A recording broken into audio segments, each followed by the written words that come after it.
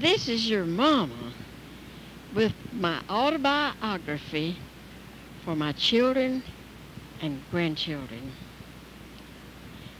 Dear Cynthia, I want to take this time to tell you about my childhood days. Some of them are more memorable than others. I trust this will be interesting to you. At least I will try. I will tell you about different things from Howard's and Terry's letters. That was the reason Reeford and Lorena were here when you called yesterday. I wanted to know more about what you will be reading. Grandpa Daughtry bought that 32 acres of land and the land across the road and gave it to Papa. The land across the road was divided between Uncle Buddy, he was the outstanding preacher, and Uncle Willie Merritt, who was married to Papa's sister, Aunt Ada.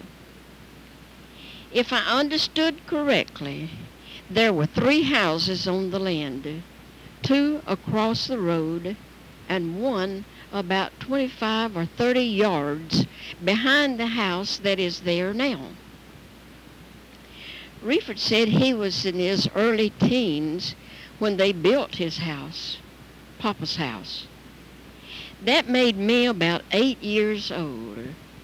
Reeford also said Papa paid Uncle Buddy and Uncle Willie $300 to build that house. There are a few things I remember about that old house. First, the house leaked when it rained. Second, I remember the mattresses being rolled up on the springs to keep them from getting wet. They were cotton mattresses. And third, Gracie made me a dress. She worked at a sewing factory and Mama had a sewing machine.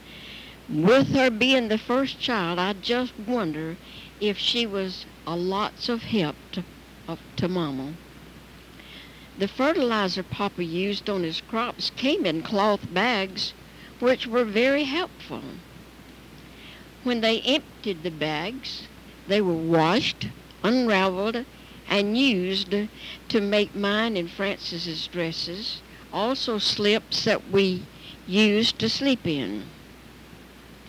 Grace and Mama probably made Papa's and Son's shirts out of them too.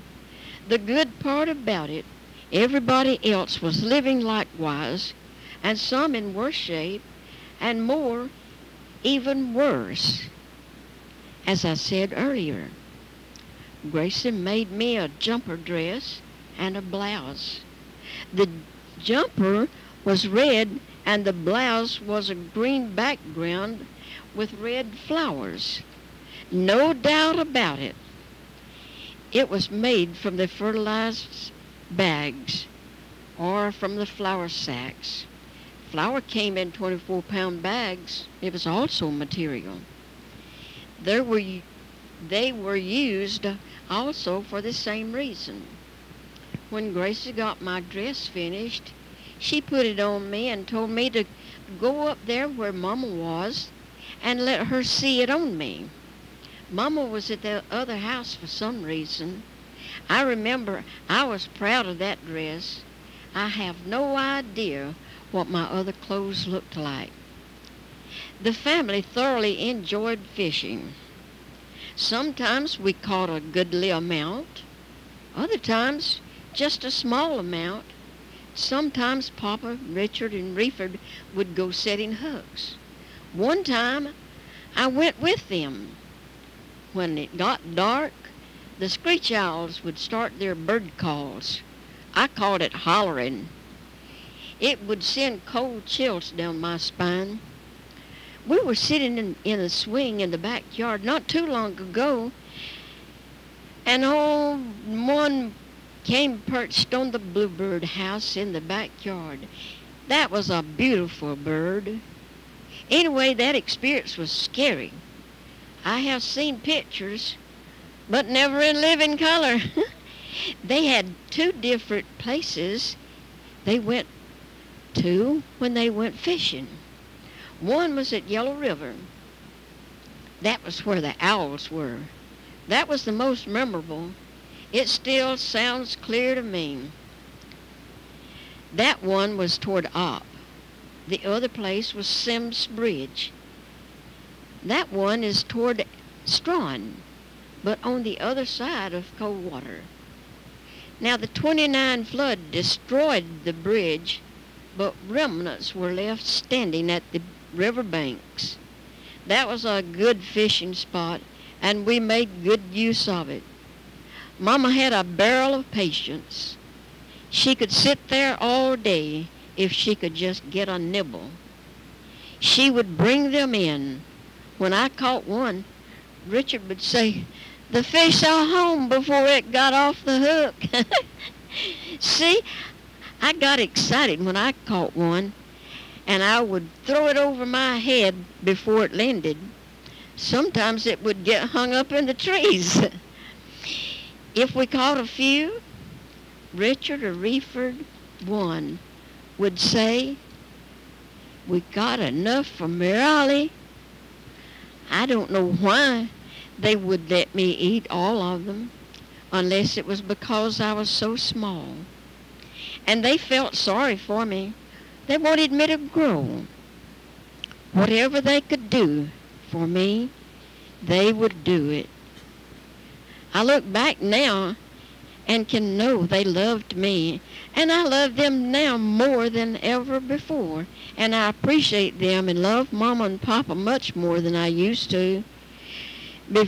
Reeford told me the other day that he was in the hayloft putting up hay, and he saw a rat's tail, and he grabbed hold of it, and the thing turned around and bit him on his finger, and it caused him to have Brill's fever and almost died. God has been so good to him. Bless his holy name. The road in the front of the house was not paved. In fact, all of the roads were dirt roads. I don't know how often the road machine came and scraped the roads, but when they did come, we got in behind it, barefooted, and walked up and down on it. It felt so smooth to our feet. It was a pleasure and exciting to see the road grader coming, and believe me, we made good use of it. We knew what to expect, and we were ready. Mama and Papa had a saying that was, when the road grader came, it would be raining in 3 days. Please believe this, because it happened. It rained. There was not as much to do then as it is now. It's like we're living in two different worlds. It was easy going, just slow pace. It just seems like there's always something to do now, and not enough time to do it in. Not so back then. We enjoyed living more then than people do now. There were lots of farming going on. You can read about it in Terry's letter. But we knocked off for about 1.5 hours when we worked in the field. After dinner, Papa would always lie down on the front porch, and Gordon would comb his hair, and I picked the briars out of his feet. And yes, he would plow barefooted. The cool ground felt good to his feet, relaxing, soothing to him. That helped him rest better. Getting ready to go back to the field about 1 o'clock. We worked until close to sundown. It was work, hard work, but we didn't really realize it. We were all used to it. Oh, I just thought of another game we played. You can read about the others in Terry's letter, but this one was a thriller. We had a 2x8 board about 10 or 12 feet long. I'm guessing now they must have had that one left over from building the house. We put a block of wood under the middle or where we needed to balance. Francis got on one end, I got on the other. Our brothers held on to our hands to make sure we didn't get hurt. Francis would bounce on it, sending me up in the air. Then I would send her up, back and forth. We got the hang of the thing down pretty quick. Oh, I would go up as high as a kitchen window. That was fun.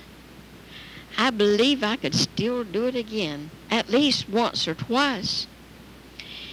When one of us young'uns got punished for something, one time is all I remember this happening.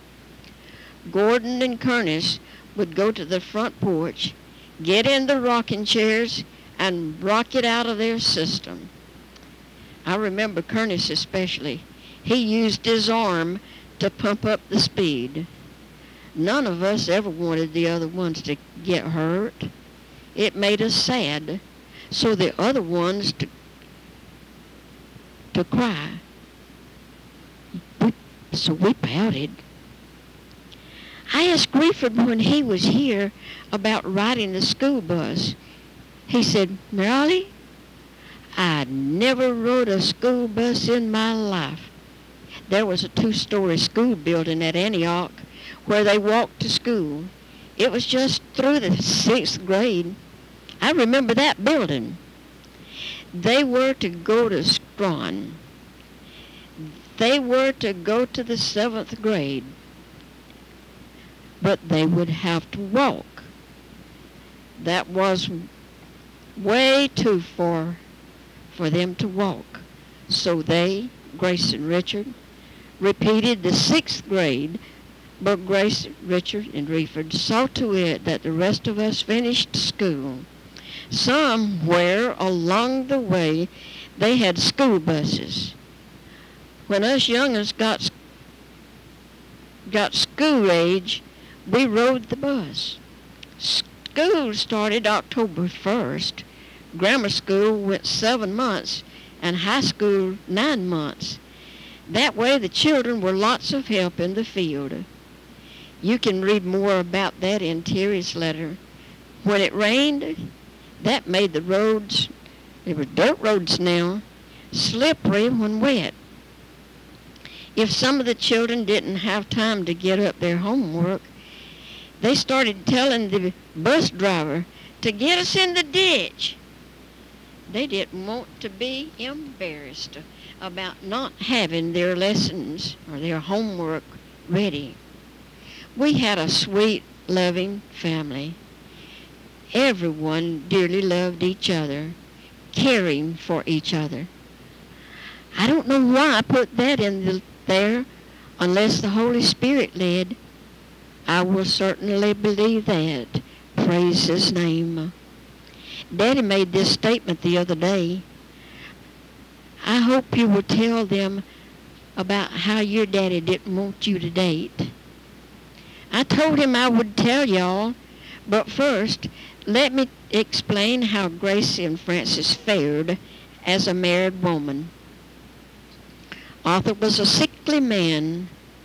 When Elaine was a baby and older, he had chickens. He raised baby chicks, and he would put them in jars and kill them. He depended on Dr. Campbell's medicine. I don't know whether it was Richard, Rayford, or Papa told Dr. Campbell to put water in Arthur's capsules to see if he had health problems. He did. It worked. That told them what they wanted to know. Dr. Campbell was an outstanding doctor. Arthur was not a good provider. Now to Francis's husband. Douglas Worley got her pregnant soon after marriage, and he made her wash her feet in cold water. He would not take her to the doctor for prenatal care, and she died giving birth with kidney stones. Papa did not want me to be mistreated, so he was very protective of me. The last time I dated Delton, the light went out on the car. So he stopped at his granddaddy's house and borrowed his car to take me home, and we were running late, getting me back by 9 o'clock. And when I went in the house, he was mad. He told me if he ever came back, he would break a chair across his back. I loved him, and he loved me. So to make a long story short, I got or rented a room at a boarding house and moved in. It didn't take long after that for your daddy to propose, and I accepted and said yes. A few years before Papa died, he and Reeford were talking about me, and Reeford told Papa that I sure had raised 3 mighty fine children. That made his day. Now let me go back years before the above took place. Reeford told us that Papa bought a brand new 27 or 28 Model T Ford. That was before I was born, and kept it about 1.5 years and sold it, and then bought a used one, kept it a while and sold it. He then bought a wagon. That way, and by the time Gordon, Tonnis, and I all were here, he had transportation large enough the family could go to town. I remember one time we were in town and it started raining. Papa parked next to O'Neill's stables. He had quilts in there for the little ones to lie down on. So someone took the mule and wagon inside while we were gone to keep everything dry.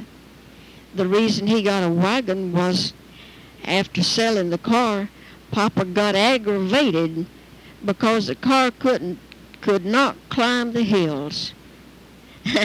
I remember going to a revival at the Church of the Nazarene. They carried quilts and put them on the floor under the pew ahead of them for the little ones to go to sleep.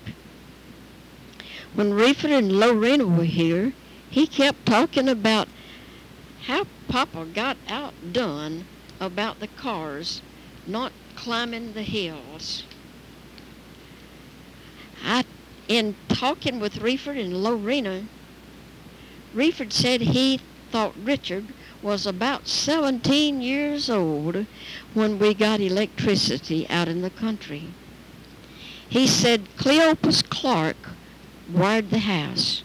Reeford and Richard walked to Andalusia to find a job. He stopped at J.G. Sheriff's. It was very early, and sat down on his doorsteps and waited for him to come out of the house. When he came out to go to work, he found Richard sitting there. He said, "Boy, what are you doing here?" Richard told him, "I need a job real bad." He had him to get in his truck, and he carried him to someone and told him to put this boy to work, and they did. Richard paid for the house to be wired. We used a kerosene lamp up until then. What a big difference. What an accomplishment. Benjamin Franklin proved that lightning is electricity. Before Gracie married, she, Frances, and I were sleeping in the same bed. I slept in the middle. That was their way of protecting me from falling off the bed, plus keeping me warm in the winter. The house only had 3 bedrooms. I don't know how the brothers slept.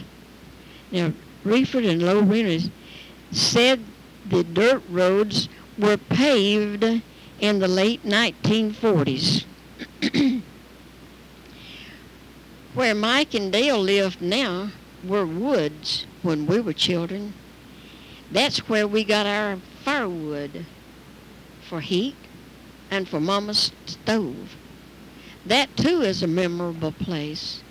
Papa had a cross-cut saw. It took 2 people, one on each end, pulling until the piece fell to the ground. While they were doing that, another one was splitting, another racking it up so it would dry out enough to burn. Now, the reason it had to dry out was for the stove, so it would burn well enough that Mama could cook our meals. She was an outstanding mama and woman.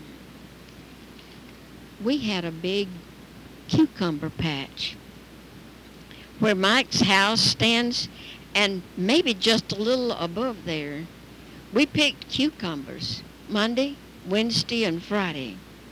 After each picking, we would carry them to the cucumber pickling vat in River Falls. All of us went one time to see how that thing worked. We had 3 groups. The number ones, gherkins, brought the most money. We had a pretty big haul each time. It was very interesting to watch the whole operation. We just called Reeford and asked him, how did we get them hauled to the pickling vat?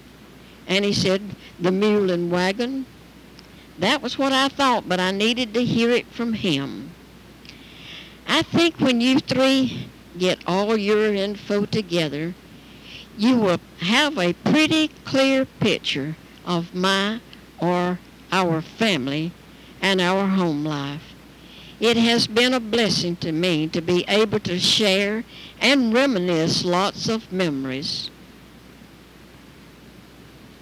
I dearly love each of you. Mama. P.S. Poor system. Oh, I know it means postscript, but it's still poor system right now. I thought of several things that I would like to share with you. Gordon, Curtis, yours truly. Tonis was too young. All of us wanted to get the mail, so Mama came up with the idea for us to decide what day we wanted to take when we made to get the mail. When we made the round, then we started over. It worked, and everyone was happy and patient. While Mama was churning, she liked to look at the paper or a magazine or the mail while she was churning. Now, isn't it interesting how you can think back on little things like that? I thought maybe you would like to or would find that interesting. In talking about digging up stumps in the field, they were not small trees while they were living. That was a big job. We had a big hole there, plus getting the dirt away from the roots. Then Richard or Reeford would take the axe and cut the roots, and old Nigger had to do the rest. It was comforting to know we had splinters ready for the cold weather when that time came. Would you believe I am still wearing a pair of sandals that Mama wore? Still in good shape. I wore them to prayer meeting last night. I feel reasonably sure I will think of some more later on, but I better stop now. Terry was 3 years old when Cynthia was born. He couldn't pronounce Cynthia, so he started calling her Baby. I didn't want that to happen, so I had him to call her Cindy, but I didn't want her to be called that on and on. So eventually, he was able to get that 3-syllable word down pat. Cynthia had problems pronouncing rooster and road. Uh, I had her to watch my lips, encouraging her to fix her lips like mine. She soon conquered that. You know, Jesus gave me the patience to work with both of them in their pronunciation, and I'm grateful to him for it. Now then, let me give you a list of my immediate family. My daddy's Joseph M. Daughtry. He was born in Macon County, Alabama, April 24, 1891. Died November 9, 84. Mama, Cora Mae Daughtry, born in Crenshaw County, Alabama, on March 19, 1899, died February 24, 83. They married at Paxton, Florida, on the 28th day of November, 1913, in the presence of Demi Daughtry and George Robbins. Let me insert this here. Mama and Papa eloped. Now, I don't know whether that was the first of doing things like that or not, but that's what they did. They eloped and went to Paxton, Florida, and got married down there. Now, to my sisters and brothers. Gracie V. Daughtry, born November 15, 1914. She was born in Covington County, Alabama.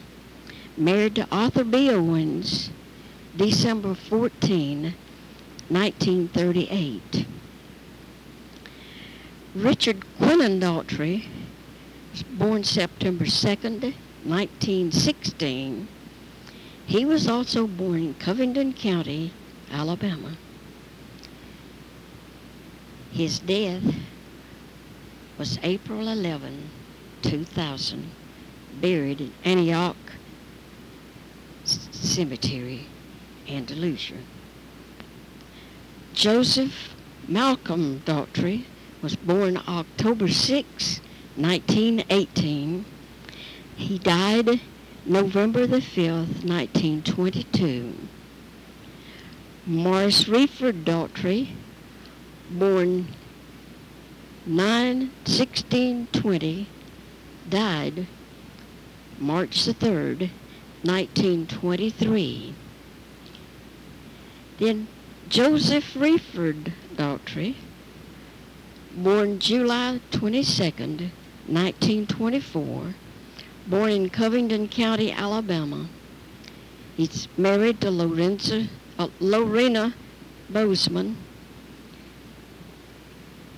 They married July the 4th, 1948.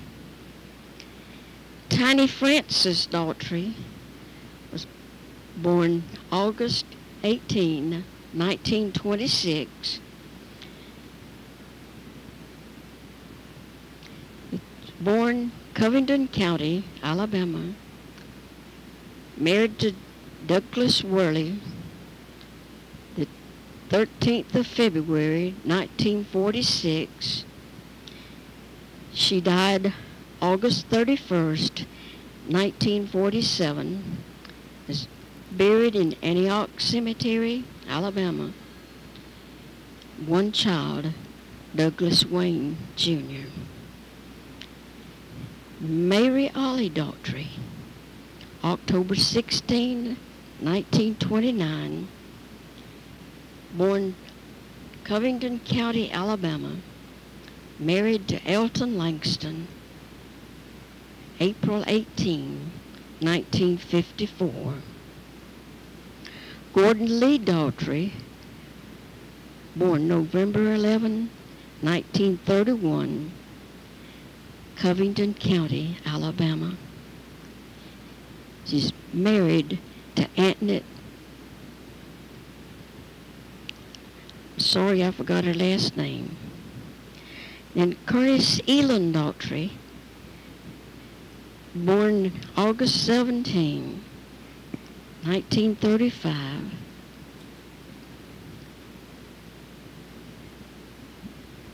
Born Covington County, Alabama. He is married to Loretta. Sorry, I don't remember her name. It's not listed here in the Bible. And then Thomas Wayne Daughtry,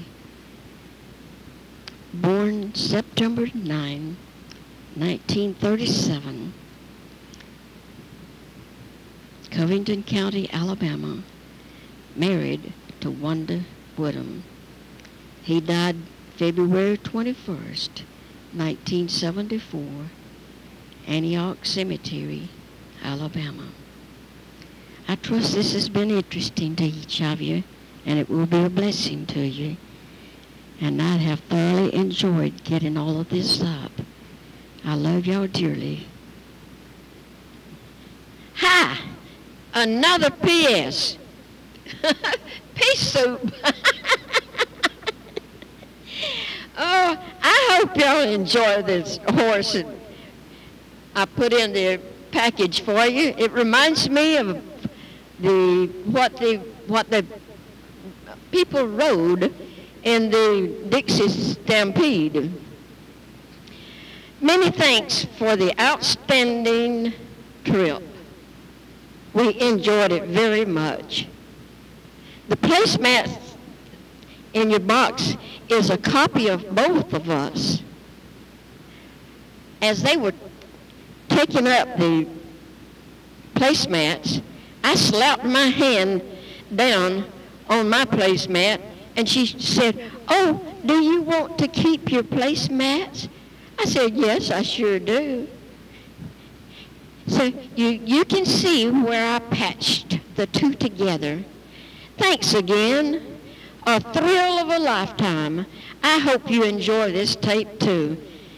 I still love y'all. Bye-bye.